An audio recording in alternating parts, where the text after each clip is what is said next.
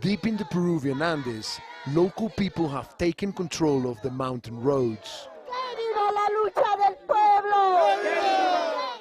They are supporters of the deposed president Pedro Castillo, who was arrested in December after trying to dissolve Congress and rule by decree.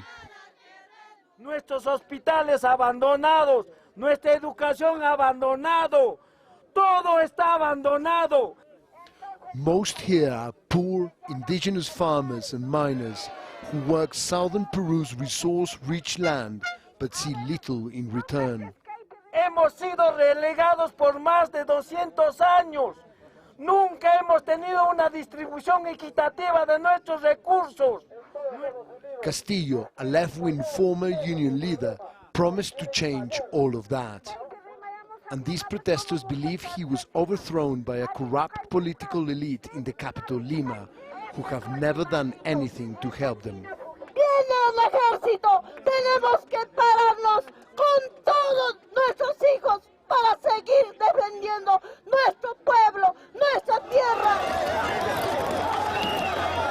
Violent protests have spread across Peru since Castillo's removal.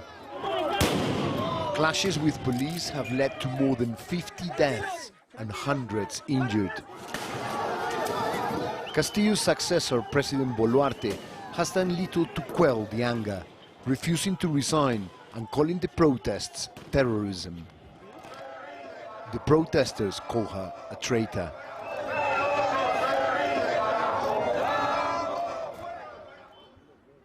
But while the flashpoints dominate the headlines, Peru is in a state of paralysis.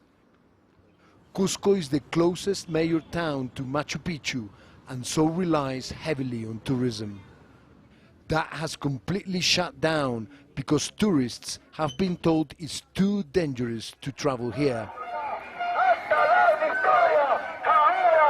Protesters roam the streets daily, demanding that shops and other businesses close.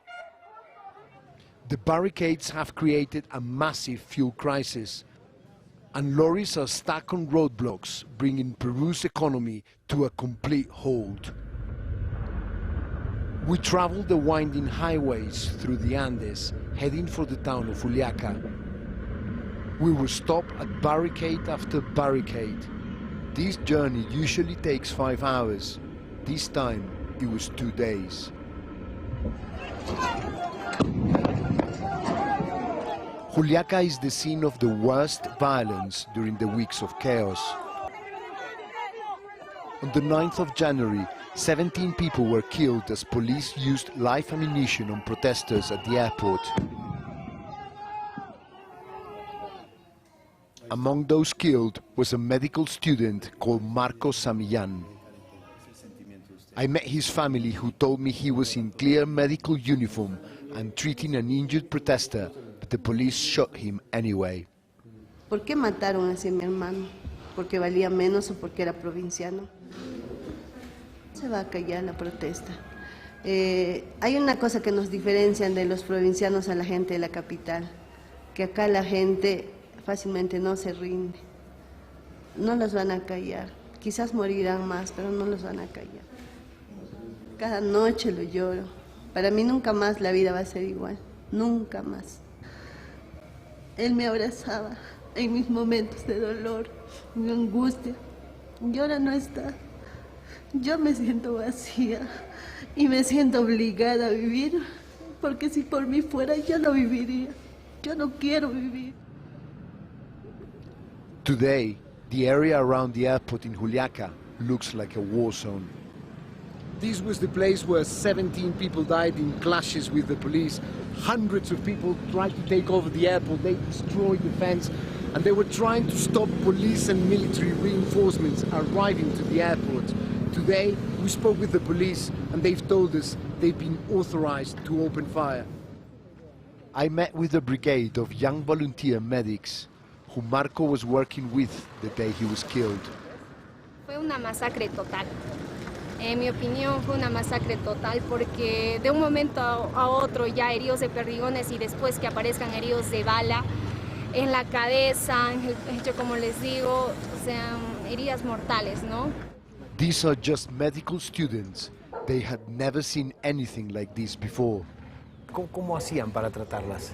En ese momento no estábamos preparados para esa situación, nadie se imaginaba que iban a haber heridos de bala, ¿verdad? Atendimos como pudimos, ¿no? Lo primero que hemos hecho es parar la hemorragia.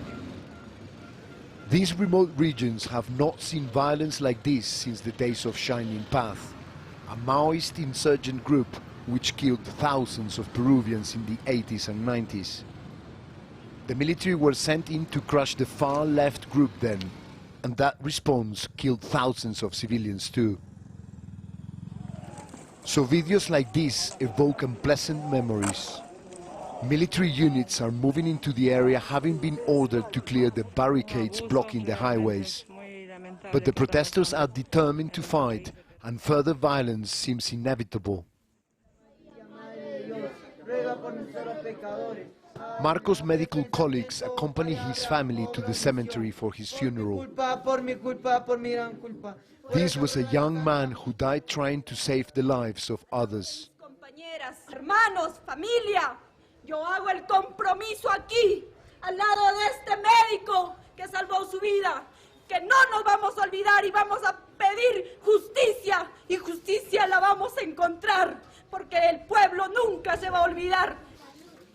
The protests began as support for one politician and his failed coup, but they are beyond that now. This is a cry of anger from people who don't feel valued by the leaders of their country. They believe their lives are seen as worthless by a government they think just doesn't care whether they live or die.